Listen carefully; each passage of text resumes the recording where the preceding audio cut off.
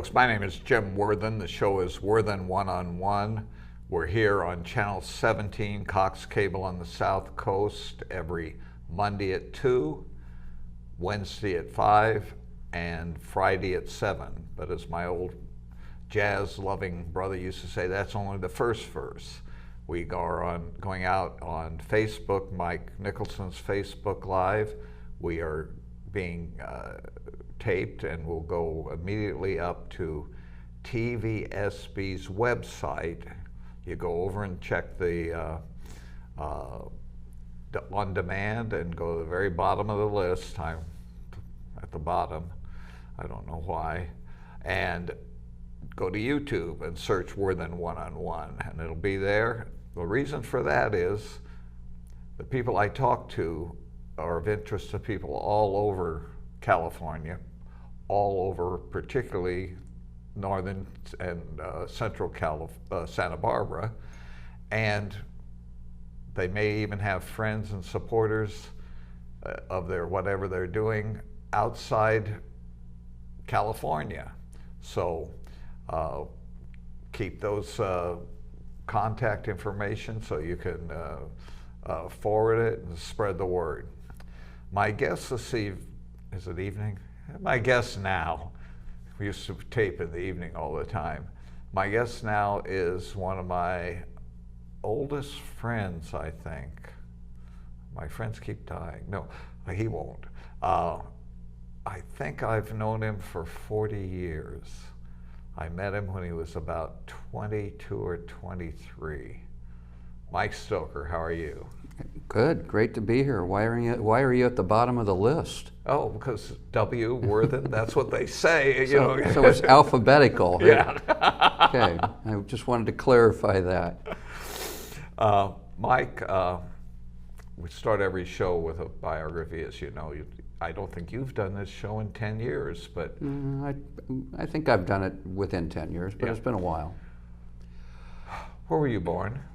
I'm a native Californian, born in the San Fernando Valley and grew up in Arcadia. Then my folks, we moved to Camarillo, where I went to high school. And now, I had the blessing of knowing Mom and Dad. I had the blessing of being able to call them Mom and Dad. Tell us about your parents. My dad was an electrician. He had his own electrical company down in Ventura, originally down in Arcadia. Then we moved up to Camarillo. That's when he established his business in Ventura. It's still there. My mom was a great mom. She was more of the old-fashioned mom. Helped many of the small businesses owners out there know it's often the wife that's doing the bookkeeping and collecting the bill, collecting the income and making sure the books all reconcile. My mom did that a lot for my dad for many years, but was a stay-at-home mom. I was always there when I came home from school. There, keeping the wild young boy that's straight. Right. Keeping the wild young Stokers Siblings. straight. I'm an only child, and that makes it easy. That cuts out 5 minutes of our show. Which made it a lot tougher, as you know. My dad passed away 3 years ago this last July, or coming July, and my mom passed away of a massive stroke last September. And it was the first time when Mom left that I didn't have a parent to call. And going through that when you're the only child, it has a lot of blessings. But when you lose parents, it's not one of those blessings because you don't have some siblings to be there and help you with. But I have great friends. Debbie, my wife, just really helped me through some really tough times because I was really close with my folks. Yeah.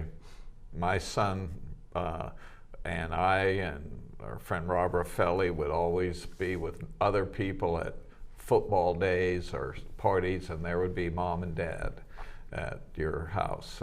Sometimes there was 10 to 15 of us, but we were always felt honored to be there, not because of you, but because of Mom and Dad. Couldn't agree more. Yeah. So where did you go to school?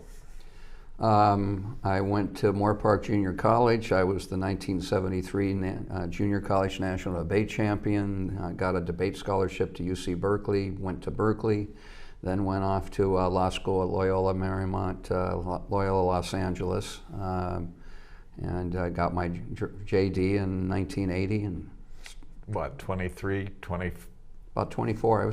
I graduated pretty young. I think I graduated I was 21 when I graduated from Berkeley, and I was 24 when I graduated from law school. A strange thing happened 2 years later. Our wonderful, blessed supervisor in the 2nd District, Bob Kallman, was called to Washington by the new president to be Undersecretary of Interior. And our governor, George Deukmejian, is what happens when there's an opening in the Board of Supervisors, had the duty to appoint someone. That was 1984. Yeah, and how did he pick a 26-year-old kid? Well, give credit, 28 years old actually Okay. at the time. If you look at Governor Deukmejian, a lot of his appointees were younger, and his belief was, I often look back now and go, when I was 28, I thought, well, this makes a lot of sense. And it turned out, I think, I didn't let the public down. I accomplished a lot of things as a county supervisor. Rolling the clock forward, in 1991, Governing Magazine, which is a publication for elected officials and city and county officials, state officials, they every year, whoops. Oh, remember, I told you to turn your phone off. I put it on mute, and so, folks, that happens, but it won't happen again. Live TV. So, basically, I'm trying to remember now what we were talking about. Well, you were supervisors in the 2nd District here Right. for 2 years, and then they threw. And then I moved up. I had a law office. I went into Santa Maria, and I thought, I was happy running a law office. And in 1989, 88, a lot of the folks in Santa Maria said, we thought you did a great job on the Board of Supervisors. We'd like you to run. There was an incumbent supervisor, Toro Miyoshi. We beat him, and that's where I was going in terms of the accomplishments we had in 91. That publication, Governing Magazine, every year announces a most valuable public official in city government, county government, and I was the 1991 most valuable public official in county government in America. You had a nickname up there. You had lost It wasn't up here. It was the Santa Barbara News Press named me 4-1 Mike. Yeah. And I was in the minority on the Board of Supervisors, and I kind of went through the majority would put things on the agenda to force them to vote. I thought they were on, the public was not, squared with their position. And the more I could expose their position, the more the public would want to change them from being their supervisor to someone else. And originally, Willie Chamberlain beat Bill Wallace, which took 2 years in a court process and ultimately through recounts got reversed. Tim Staffel beat Diane Owens. And basically, when I left, we had a board majority, and we were able to make some significant changes in county government. There for 2 terms. Yeah. What do you do next? I thought I was going to go back to just private sector, and I always make more money when I'm an attorney. I have been saying now for 30 years, there's a difference between the politician and a public servant. The politician, it's the best paying job they've ever had, and they don't have a real job in the real world if they don't have that elected position. The public servant, it's the worst paying job, and they do have a real job in the private sector. On that definition, I've always been a public servant. Thought I was going back to just run my law office, and Governor Wilson called me up, asked me, said he wanted me to take on helping turn around the image of the California Ag Labor Relations Board that had been caught up in scandals and some ethical issues and a lot of things we won't go in today, but asked me to be the chair of the Ag Labor Relations Board. That was 95. I did serve as chair. You had to move to Sacramento even. He wanted me to move just for the first year of his second term. And then we moved back, but I commuted up every week. So I was up there basically every Monday through Thursday or Monday through Friday.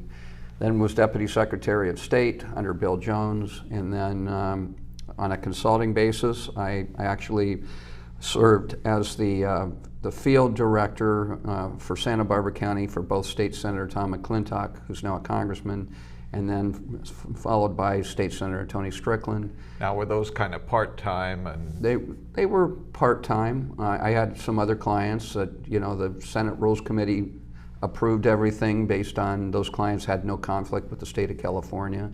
So 1 foot in the private and 1 foot as a public servant. Right. I guess you would look at that. Although I wasn't I wasn't the public servant. I was making sure the public servant, our state senator, gave really good constituent service to the people of Santa Barbara County that both of those state senators represented. Then had several years off, just private sector with my my law firm and the consulting I do, which is a lot of government relations issues. Let's back up in the family. Okay. You have 2 really wonderful children, right?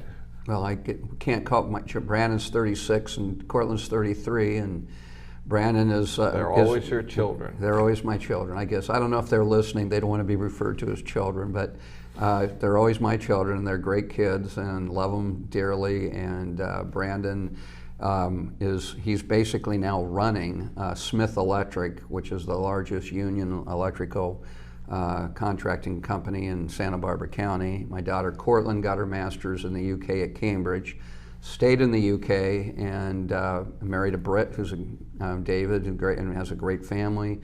They got married during COVID. We weren't able to go over there, so it was like a lot of the pictures you saw during the COVID times. They put pictures of myself and my current wife and my ex-wife and Brandon on a window looking in where they got married over in Cambridge, and they were going to have a reception over here in Santa Barbara that got canceled for COVID. And the makeup reception is actually in a couple weeks, April 16th. So, we're finally having it. But she still lives in Cambridge. She'll now, continue. is she? Did I read that she's doing something in the next 6 months or so? Is she? I don't know what you read. So I thought she was doing a tour of other nations for something that she's involved in, but maybe. She's been very active. Again, I don't know what you were reading, but I mean, for the company she works for, she does do a lot of things, outreach in a lot of third world countries. I mean, I know when I talked to her last week, she was, could have been Uganda. It was somewhere, where she was helping out with some of the things to help the more needy in that country. But I didn't know she was going on a world tour. I think that was just she was off, and it's interesting. I'd like to know what you were reading, because then I'd like to be tapped into that. I don't know where you would see it. Well, maybe I shouldn't have said world tour, but I read somewhere the different countries that she was working in. I have no idea what you were reading, but it'd be. I wish send I knew. When you find it, send it to me. Yeah. I just talked to her on WhatsApp. And she's doing great, and she's married to her husband's a great guy and has a great family. So. Your first wife is mother of those children. You've always kept a pretty good, really great relationship with her, and then you fell in love again. Yeah, I fell in love, and this time around it's really a soulmate, Debbie. We got married. It'll be 3 years. We got married in June of 2019. So it'll be 3 years this June 23rd. I try and take credit for everything, but I think we were at a Christmas party for some old friends to go watch the fireworks down on the pier, and you're showing aging. Christmas is not fireworks. Oh wait, but that's not when it had anything to do with Debbie. Oh, that's right. That's right. It was Debbie was fireworks, and I was up at Lad Handelman's house with two other people, and they called an Uber, and Debbie, who was writing a book, and she basically still has one of her three children. Bo is in the Army in Fort Hood right now. In fact, he's about ready to he's going for Special Forces training. Green Beret, and they're going to be going to Washington. And then Sophie is getting her doctorate at the University of Ohio, and she's back there. And so you have you have her three daughters, and basically Bailey, the youngest, she's going to UC San Diego, and because of COVID, she's been doing it all from home, so she's still with us. Well, at the time Debbie and I met, Bo, who's in the Army, was still living with Debbie as Bailey was, and so she's a single mom, and to make extra bucks, she also was an Uber Lyft driver, which I'm surprised how much Lyft and Uber drivers can make. And she happened to be my Uber driver on 4th of July, taking me home, and I really hit it off with her and was saying, hey, we should go out sometime, and she was saying, not going to happen, won't happen. You really seem like a really sweet lady, and I'd really love to go out with you. Not going to happen. And I figured I had nothing to lose. I left her my business card and said, if you ever want to, call me. I'd love to go out with you. And it's a long story, but she did call me. And we used to have the concerts in the park on Thursday nights. And so we talked about going to the concert in the park, and she didn't have any other conflicts in the schedule, but she said, oh, I can't make it there till 7:30, because she knew they ended at 8. So had she gotten there early and thought I was, didn't want to have anything to do with me, she would have been stuck with me for the night. So she knew that if she said, I'm occupied, can't get there till 7:30. Such a bright lady. She is, and she's. So many of my friends married way below their No. level. In my case, I married up. That's what I mean. And she's also a phenomenal interior decorator. When you see what she does with her clients, we recently got a used RV, and she started. It's a whole other story way back. You should have her on the show. She started with Kodak. They asked her to remodel 747s, and did such an incredible job, and then it went into boats and things like that. So she's now doing our RV, but she's done incredible homes down in Westlake, Thousand Oaks, up here, all the way up to Paso Robles. Likes to stay in the kind of the Central Coast range, and just does a phenomenal job. And every client says they are in wow on how she does what she does at the cost she does it. And so there's my, tooting my horn for my incredible wife, Debbie. Now, the redistricting commission did something strange in our area, and we ended up with a assembly district with no incumbent. Our assemblyman now is a Democrat who is from Ventura. That's where his base is. He was a supervisor there for 20-some years. And so he isn't in the new district. And I think after I saw it, I think I called you and suggested that you look at it, and you said, well, no, Jim, I'm really, you use the looking forward to retirement. I think you even had the motor home, and you, Debbie. Oh yeah, no, Debbie and I are. I've run in elections. I almost beat Lois Capps in 2000. So I've lost some elections. I've run in elections and won county supervisor. I've helped probably 300 candidates over the last 35 years. But I was ready just to enjoy my wife. But what changed your mind from telling Worthen no? A lot of Republican leaders were basically saying, Brooks Firestone, who's one of my co-chairs, the last Republican to represent Santa Barbara, Jordan Cunningham, the current assemblyman, who also got redistricted out, who represents northern Santa Barbara County and all of San Luis Obispo County. This new district is all of Santa Barbara plus going into Napomo. A lot of your prominent Republican leaders like yourself were saying, Mike, you can win this seat. And I just really was ready to just enjoy. I was going to help the cause. I wasn't going anywhere. I'd help candidates in that, but I was just, was ready to enjoy my life with my wife. And it was Debbie that literally in early January sat me down and just said, hey, honey, I'm going to support you no matter what you do. I just want you to know what my thoughts are, and I just hope you have an open mind. And she said, look, you're the one that always tells people you don't have a right to complain about how things are unless you do whatever you can do to change it. For some people, that's at least voting. We're both a firm believer. If you don't vote, you don't have a right to complain. For some people, it's being an activist and helping your candidates, walking the neighborhoods, writing the campaign checks, doing what you can do to get your candidate with the agenda you want elected. And she said, and then there's a handful of people that are the candidate, and you're in that handful. You can be an agent of change. California is headed in a horrible direction under Governor Newsom. Horrible policies that are coming out in regards to, our police, law enforcement, the parents, small business, the taxpayer. She goes, you can be an agent of change. You just have an open mind. And I said, okay, I will. And then basically about 2 weeks after that, our pastor at Calvary Chapel, Santa Barbara, Tommy Snyder, had heard. He came up to us after church, said, hey, I hear you're running. And I said, Debbie's convinced me to relook at the whole potential. Lots of people are urging me, Tommy.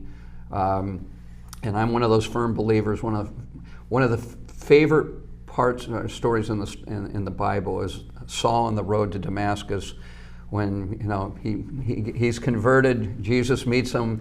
Why are you forsaking me and persecuting me? And then he basically, what do you want of me, Lord? And becomes from Saul to Paul, the 12th apostle, who writes more of the New Testament than anybody else. That story. Probably most of the time I pray, at least in recent times over the last 10, 20 years, have been basically, Lord, what do you want of me? Holy Spirit, show me the way. And I was, after Debbie talked to me, I was praying a lot on that end. If it's meant to be, show me the way. Tommy heard about it, came up, did a huddle prayer, and said, Lord, if it's meant to be, open the doors. If it's not, slam the doors. And we were about ready to go on a trip. We went in February. I want to stop you there. Okay. Because the next is the action on that. But I want to go back to the last public office that you were appointed to, and that's the EPA. Right. And which I had a lot of prayer going before that, because the Trump administration said President Trump wanted me in administration. They really weren't sure where. I was basically, again, my prayer was, hey, Lord, I'm here to be your servant. If there's somewhere you want me to go and do. And again, there's a whole lengthy story on that, which is in my book, Inside Trump's EPA. I want you to walk us through it, because it speaks to the way you accomplish things in government. And in this case, some people went against it. Well, no, Tell us what you did in the EPA and how you brought different people together, including people we would think is completely opposite politically. Well, again, there was a lot of, there was a lot of prayer that went into before I was appointed. I was originally nominated by the president to be the director of the Federal Mediation Conciliation Service Agency, which actually does a lot more. Labor Board, right? Well, no, there's the National Labor Relations Board. That's a different situation. Like the Federal Mediation Board would be the ones in a baseball strike that gets involved, or airplane, federal agencies.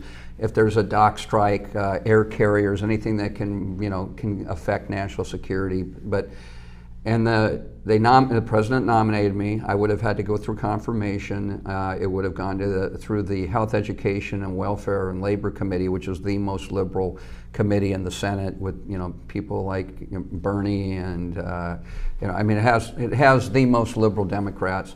The Democratic staff notified the White House that they were going to invoke the cloture rule against me, which the cloture rule is if you get voted out of the committee and you go to the full floor, before they can vote on your nomination, they have to spend 30 hours debating the person clotured, which means 30 hours to talk about Mike Stoker, which is a pretty scary thought to the U.S. Senate would have to do that. In the Obama administration, the Republicans invoked cloture 9 times. This was after the first year, going on the beginning of year 2. For the Trump administration, they had already invoked it 128 times. And you had ambassadors, you had cabinet secretaries, that still were waiting, that they're going to get priority. And the White House Office of Presidential Personnel said, Mike, look, you're not going to come up in the queue for 2 years. we want to find something that we can get you appointed to, and we don't have to worry about the cloture To rule. give a little bit of education, those of us in the real world think, oh, 30 hours, that's less than a week.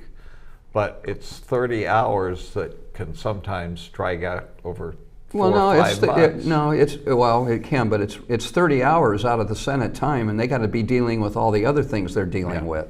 But and other nominees too. Well, nominees, but everything else, you can only allocate so much time for nominees. You got the Senate's business, the bills that they're dealing with. You know, right now they got a Supreme Court justice, but nominee. So, you know, I said, hey, that's great, but folks, look, I want to be in the administration if the president needs me to serve, and something that I can be a benefit to the country. But so you don't appoint me just to appoint me. I'm okay. You don't have to just appoint me to appoint me. They came back a couple weeks later, and they said, we really think we have something you're going to love.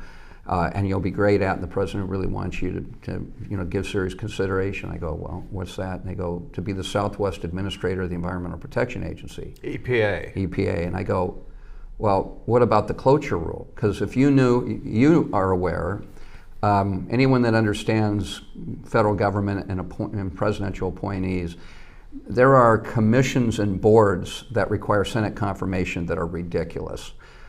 Basically a regional administrator, you have the administrator who's a cabinet secretary of the EPA, and you have 10 regional administrators. So it'd be very similar to a cabinet. You have cabinet secretary, secretary of interior.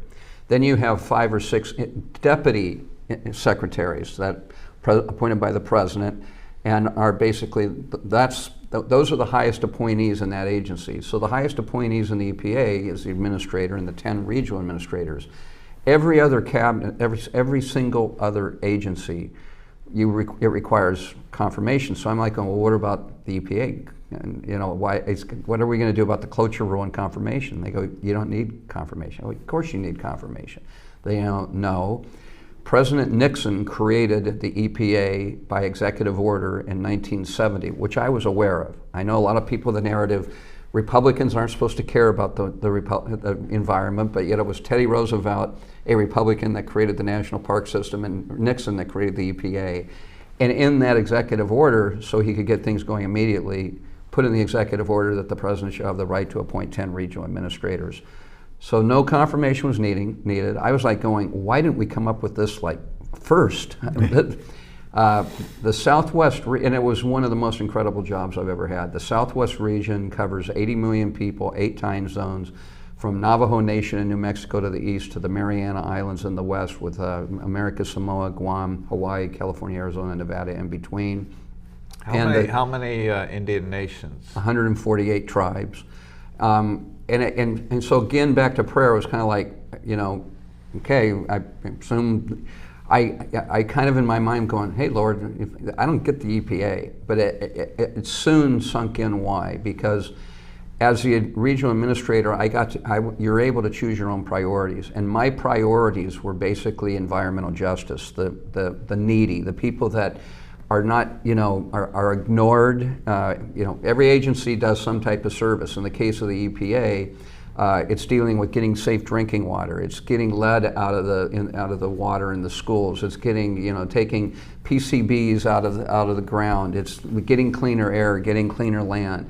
And the people that have the biggest challenge, back to what's called environmental justice, are generally those in the very blighted neighborhoods of the big cities. And then out of my 148 tribes, 20 of them had gaming, were very successful.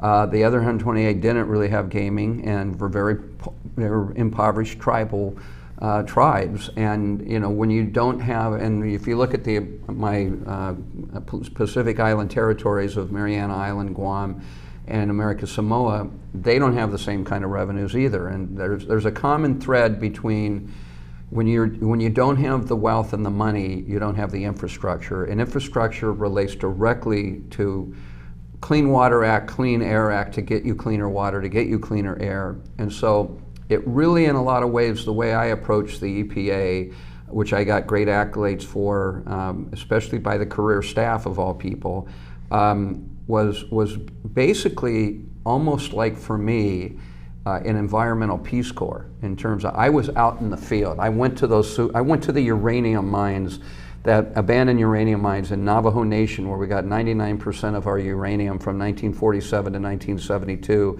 that we didn't know better, and we abandoned them, and the rains came and ran through the mines, and the uranium dust went in the river, and it's a huge problem in Navajo Nation. I can go through so many of my 148 tribes with Superfund sites that are on it, and without having the resources to get cleaner water. That's where I put my personal priority. The Navajo Nation, a lot of people don't realize, is the purest Native American nation.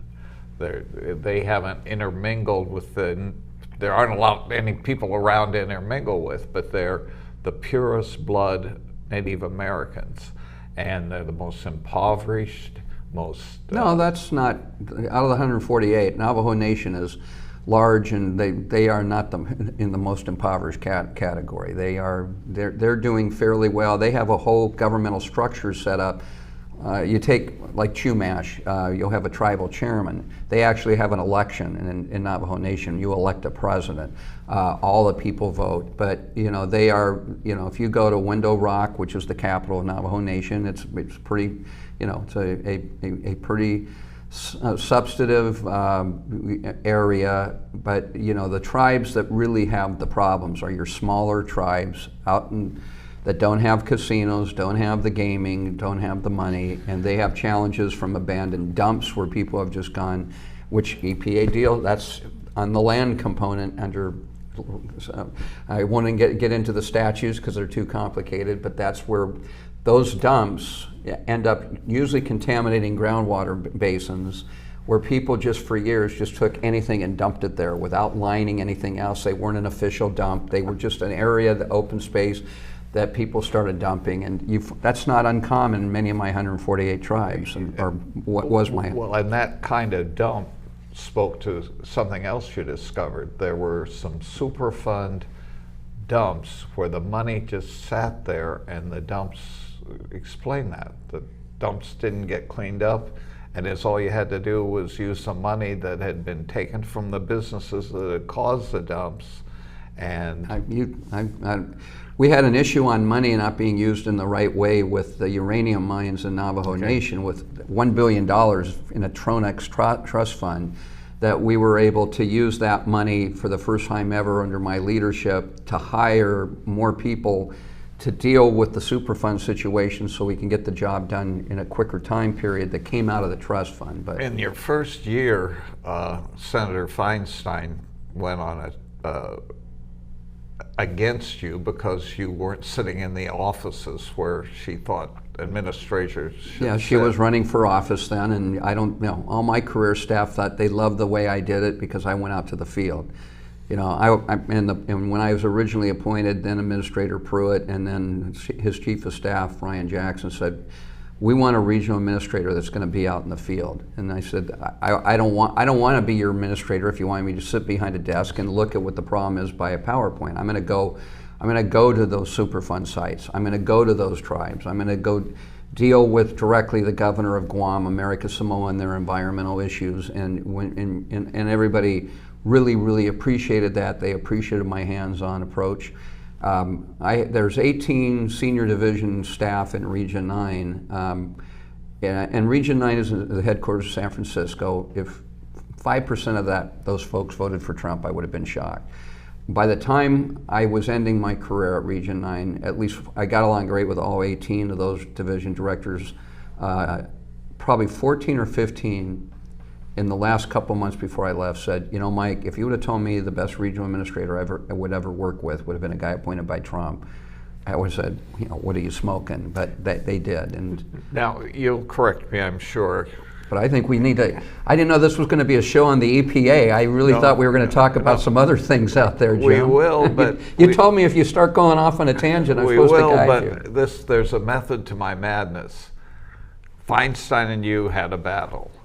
And then came a problem in the San Diego region with the water. And with transboundary sewage from Mexico. Yeah, wastewater. Well, Feinstein and I, when she was running for office, had a problem. The following summer, she had an election in November of 2018. The following summer of 2019, I was invited as her special guest at her annual Environmental Tahoe Summit when she was no longer, and commending me for the job I did. I have a letter on that I had on my wall. I inherited a mess at what's called Hunters Point Superfund site in San Francisco, which is the old naval base across from the old Candlestick Park. Working closely with Speaker Pelosi, she was minority leader at the time. That was 2018. We turned that completely around, and I guarantee I got from Speaker Pelosi, she became Speaker after the 2018 election. I had a letter that I put on my wall that said, Dear Administrator Stoker, struck it out, Mike. I want to thank you for restoring integrity, transparency with the Environmental Protection Agency. Which I took great pride in that. And I had a great working relationship with Speaker Pelosi. We got Hunters Point turned around.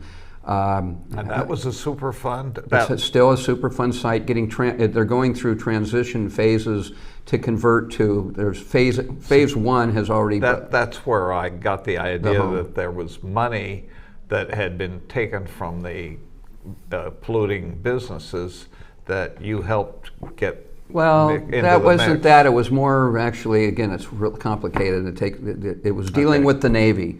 I had to deal with the Navy and say, hey, you're going to step up to the plate and do things differently. And they did, and things got right on track. Got a letter of thanks for her. I had worked down in San Diego with the stakeholders and with Speaker Pelosi, keeping her apprised. I ethically could not advocate for legislation or money or anything else. You can't do that as a regional administrator. But I can educate the members of Congress. And on transboundary sewage, I created that, made that one of my top personal priorities. It had been a huge issue. So it was Pelosi, not Feinstein and Boxer, involved in that? Well, no, that's where I'm getting to, that prior administrations, including the Obama administration, I was told my predecessor in 7 years went down 3 times in meeting with the stakeholders. In just over 2 years, I met over 17 times, and I kept educating them. I kept bringing them together. I got them the information they requested. The best thing I could do to help them is put together the rough estimates engineering on what would it cost and what would the facility, the design be. This is to stop the sewage. So I was able to, it comes from the Mexico side, Tijuana, into the Tijuana River, flows out into the Pacific, and then because the flow goes up the coast north, the city of Imperial Beach was closed one half of the time because of raw sewage from Mexico in 2018.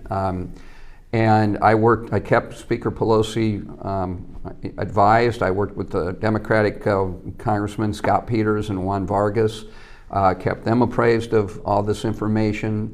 I told Kevin Faulconer, who was then the mayor of San Diego, I can't lobby, but you can, start lobbying the White House on this. And basically, I had advocated with the Trump administration, every July you had a right, all the regional administrators came to Washington to advocate to create a national priority. And I'd advocated that we take the transboundary sewage from Pacific Ocean into the Rio Grande, because you have real problems also in Arizona and NACO and Nogales. And you have problems in Texas, but not as much. And I said at that time the preliminary estimates were $350 million. That ended up being a little low, and I knew it would be, but I said the Trump administration can take a 100% victory lap for solving this environmental calamity. And Administrator Wheeler shot it down, didn't want to take it on as a national priority. I kept working it as a regional level. And in December 2019, Speaker Pelosi's chief of staff, Robert Edmondson, called me up, and I see on my phone Robert Edmondson. I go, hey, Robert, what's going on? He goes, Merry Christmas. And I go, well, okay, that's nice, but I would not expect you to be giving me the call. He goes, well, you know how hard you've been working transboundary sewage. I just want you to know what happened today.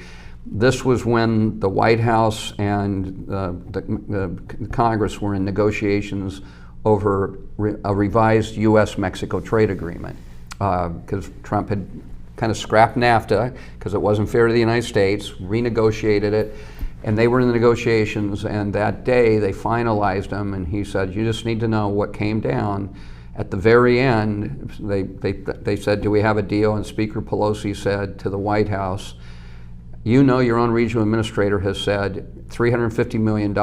By that time, we did realize 350 wouldn't solve the whole border. It's probably about 450 because outside San Diego, Tijuana, it's not as substantial.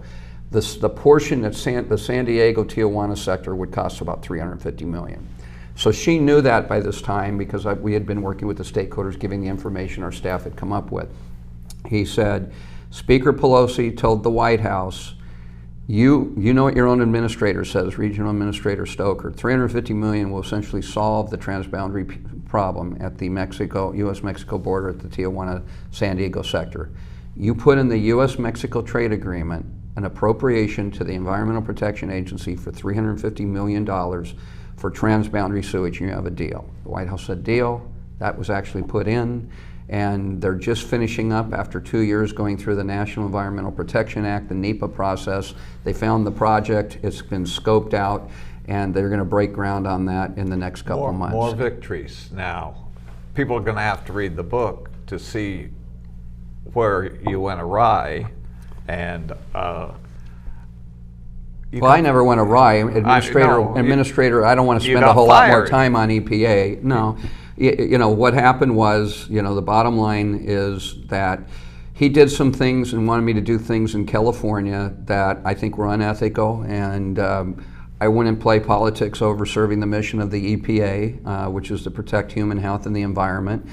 I had assumed that the White House must have signed off. I got a call literally the day after the State of the Union when Pelosi tore up the speech, and I got the call out of a blue. I'd never been reprimanded. You know, all my performance reviews were off the chart, and I was told by the deputy administrator and the chief of staff, we need your resignation by the end, close of business today, or you're terminated. I said, I was in shock. I mean, I'm 8 o'clock my time, just finishing my first cup of coffee, and I'm like going, and it's like, part of you, it's surreal. You want to think it's a joke, but you know they aren't going to call somebody like me, this isn't a joke. And I'm like going, what's going on, guys? I mean, you're going to tell me what's going on, and the chief of staff says, no, we don't need to tell you, and then the deputy says, when we get your resignation. And when I had originally been appointed, he was the Region 8 out of Colorado administrator, and he liked to refer to himself as a cowboy. I said, hold on, cowboy, you know, you tell me why. I don't have to, I serve at the will of the president and the administrator. Is most of this in your book? Yeah, but you started. I can't just leave them out there. I got to tell the story. I'm going to leave it out. Why? How come I got fired without saying the story, Jim? You got to let me finish that now that you've raised it. Except that the firing kind of got. No, it's so I said to them, you tell me why. I don't have to care why. And the bottom line is, I'll give you a resignation. Otherwise, you're going to have to fire me. And there's a whole other story as to.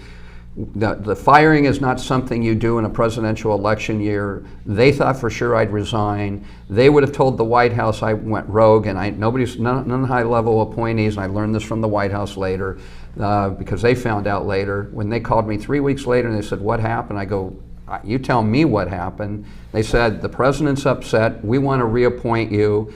And ultimately, I ended up. The president didn't have anything to do with you being fired. They didn't go to the White House, and they were really miffed.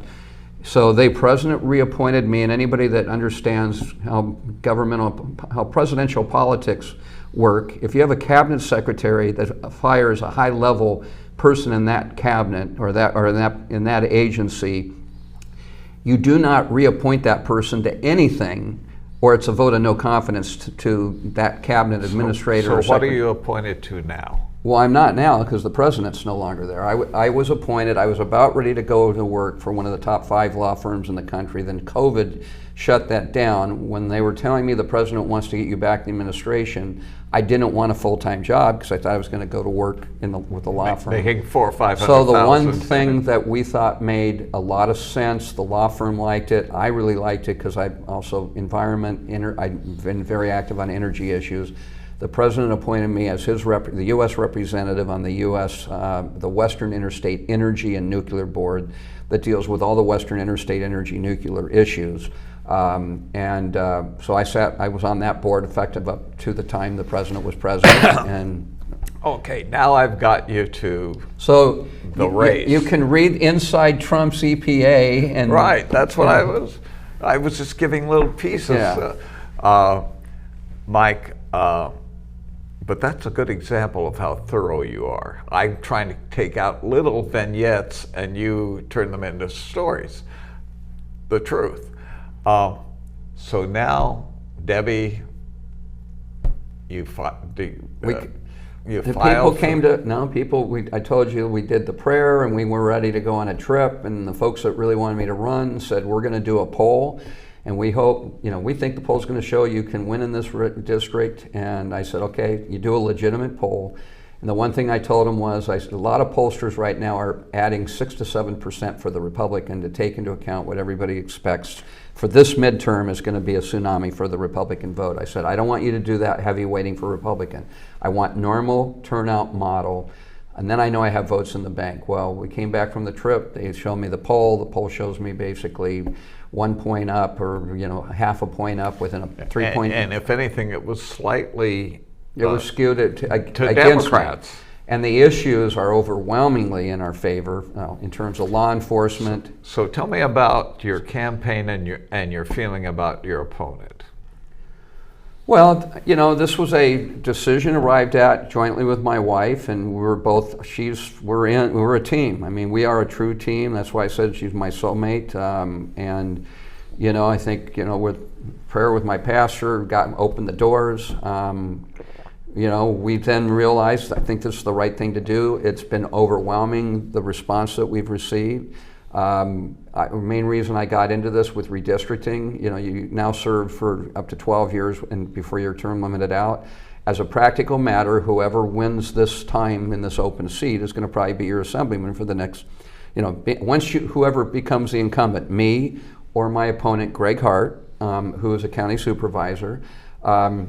And the bottom line is, Greg, I've known him for 25, 30 years, really nice guy, but he is on the wrong side of the issues. And that's another reason why I ran. He's a person that is going to be bought and paid for by the public employee unions. We'll never say no to him. Debbie and I think California is headed in the wrong direction under Governor Newsom. Our poll shows 83% of the people in this district agree with us. Greg is a nice guy, but has supported every policy of Governor Newsom.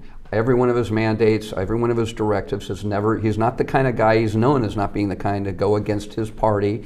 People know I'm kind of an independent. I mean, I'm a Republican, I'm proud of it, but I go against my party. I went against an administrator of the EPA because he chose politics. I would more characterize it as that you don't necessarily go against your party. If I think they're wrong. You reach across the lines and bring even your party over with you. And I've been known to do that. But if ultimately I'm a pretty independent person. I'm a Republican because of the philosophies, and you can see those philosophies with a lot of things we're going to keep campaigning on. I'm going to be the guy that's a fighter for law enforcement. Everybody in this county knows that I've always been for law enforcement. What about your opponent? And my opponent led the effort last summer to defund the sheriff and defund the district attorneys. They're not happy with it. A lot of those folks were the ones saying, Mike, you need to run. I'm going to be a supporter for our parents. I believe parents know what's better for their children than government does. Greg Hart has supported all the policies that basically take the voice away from the parent to mandate potentially certain things in our schools and things of that nature. I've always been known as the crusader for small business.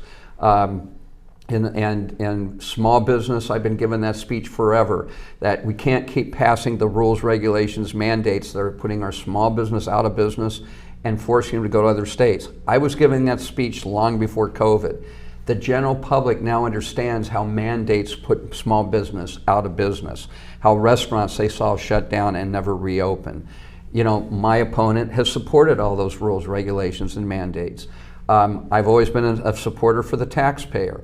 My opponent has never seen a fee, a tax that he didn't support an increase in when given the opportunity, campaigned and supported the initiative to remove business properties from Prop 13 protection. When I announced. On the COVID thing, I recall that he was the face of the government in every week. He was on TV with the different government officials bringing yeah, because he was chair of the board. Anybody that would have been the chair would have been in that position. Well, he did But the issue is, I think Santa Barbara County, given the science, could have been, more sympathetic working with our businesses. That's just, I'm not going to, and we'll show on the campaign trail, things that what Greg did, that hurt small businesses, where he didn't stand up for parents and say, I respect parents. I believe parents know more than what's best for their children than government. That's the theme. And then you get to the taxpayer issue. Generally speaking, the Howard Jarvis Taxpayers Association takes 2.5 to 3.5 months for a non-incumbent after they file. I filed on Friday a couple weeks ago, and the following week, John Capal, the president of Howard Jarvis Taxpayers Association, said, "Mike, you got our endorsement because you've been around. We know you." So, what you're going to have with me in the state capitol as your assemblyman, a person that's going to fight for your cops, DAs, law enforcement, fight for parents, fight for small business, and fight for the taxpayer. You're not going to have to worry about lobbying me on a taxpayer vote or a small business or parental rights or law enforcement. I have always been there, always will be there, and my opponent won't be there. And that's what this election is all about. And Howard Jarvis, for those who weren't alive yet, they were the group that brought us and Prop fought 13. for Prop 13, without which we would have everybody's property taxes would be 2 to 3 times higher. Which is what Greg was trying to do by removing business properties from Prop 13 protection. Well, and the business properties, unless they modified their what they were trying to do, the business properties included residential property above 4 units. So if you lived in an apartment, your landlord was going to get a big jump in taxes, and it would be passed on, obviously. Well, and if you're a small business with your small business property that you run your construction company or dry cleaner or whatever, then the taxes are going to go up that much more. And again, either A, they're going to pass those on, or B, there's another job-killing mandate, that puts a small business out of business because they can't afford it. It adds that. Every time you add a small business owners get it. Every time you add a new rule, regulation, fee, assessment, mandate, it makes it the cost per unit, the cost of what they do just went up. And if they're competing, if they're competing and they can't no longer compete with that company in Boise, Idaho making the widget, they go out of business or they move to Boise.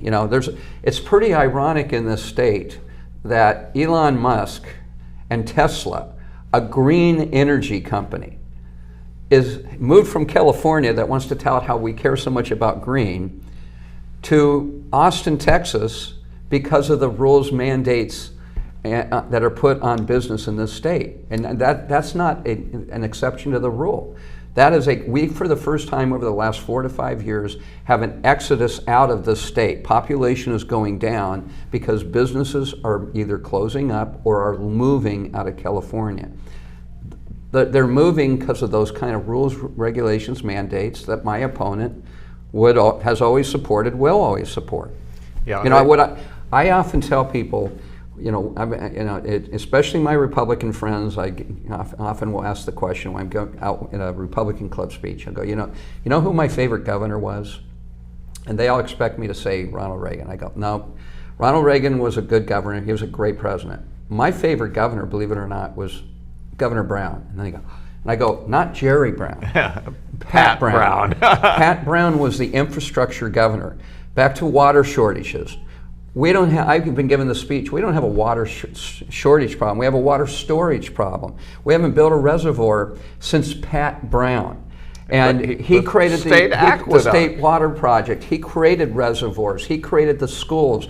He used to give the speeches. If I gave you quotes, you would think it's Mike Stoker saying, California needs to be the #1 job producing state in the country, because the more job friendly we are, more business friendly we are, the more jobs we make, the more income we have, the more income we have, the more money we have to spend to make us the Golden State. I grew up here. We were #1 in everything. We were literally the Golden State. We're now like 48 in education. We're number 2 in being a job killer state in terms of rules and regulations. We're #2 in taxes. Okay, you don't want to be. That's not where you want to be #1 or #2. You want to be at the lower end. We're worse in education than Alabama, and and this is such a state that has so much incredible resources, and everything we've done to put it where it is self-inflicted, and it's self-inflicted by that direction that Governor Newsom's taken us and Governor Jerry Brown has taken us, by not being friendly to the taxpayer, friendly to small businesses, support our parents, and support law enforcement. They're in the pocket of the unions. Unfortunately, they are. And when you're in the pocket of the unions, you're going to give them the pay raises. Our employees they're still not working. They're not working in the buildings right now. Right. Normally, for this campaign, when I filed to get my ID number for the Fair Political Practice Commission, in the old days you got them in 24 hours. Now you get it hopefully within 14 working days if you call the 800 number, because all their people are teleworking from home right now, even with COVID. Well, I've got to get you to ask for help. You're too busy telling us why you should be helped. I know for a fact that when you filed, you didn't have hundreds of thousands of dollars in the bank. I don't even think you had. Oh, I had zero. I hadn't started. I filed. I didn't have an account. Greg will transfer over his county supervisor money.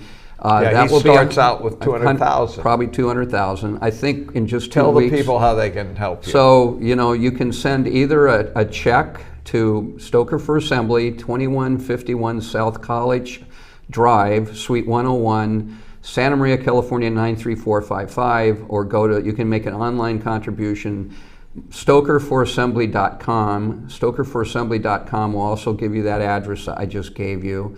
My personal email address is mikestoker@aol.com if you want to send me an email and me tell you how to do that. And if you send me an email, I'd appreciate it, because I'll put you on my email list for the campaign. So I think we raised in just 2 weeks 30 to 40,000. Our cutoff period for our first report is April 23rd. We're hoping to have $100,000 to $200,000 in the bank.